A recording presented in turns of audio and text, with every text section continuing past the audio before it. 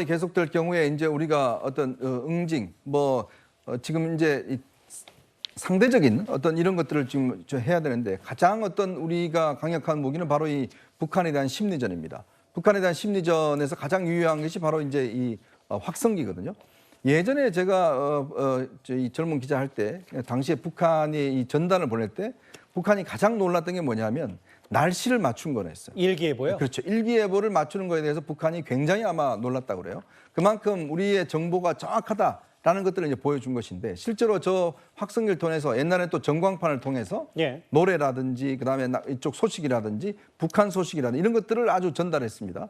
그러니까 특히 북한 같은 경우는 이 폐쇄 사회이기 때문에 새로운 정보 이런 것들이 들어오는 걸 굉장히 두려워합니다. 지금 전단 같은 경우도 보면 이게 지금 요즘은 전단 날리는 기술이 굉장히 발전을 해서 어떤 특정 지점에 가서 터뜨릴 수 있도록 그리고 전단의 숫자까지도 조정할 수 있도록 그렇게 발달되어 있거든요. 예. 아마 그런 것들을 북한이 굉장히 위협적으로 느꼈을 것 같습니다. 자, 그러면 저는 이번에 이 북한이 전단을 우리가 그냥 놔뒀지 않습니까?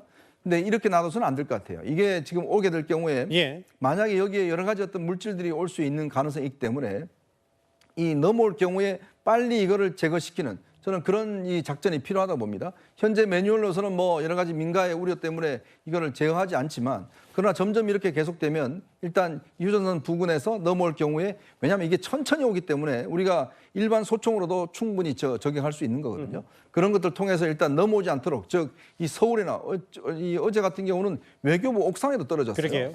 그런 것들이 만약에 여러 가지 문제가 있는 게 떨어진다 그러면 큰 문제거리거든요. 조기에 일단 차단을 하고 예. 그리고 북한에 대해서도 우리가 상대적으로 우리의 어떤 이 확정이라든지 이런 걸 통해서 북한에 대한 응징 활동도 해야 된다 이런 생각이 듭니다.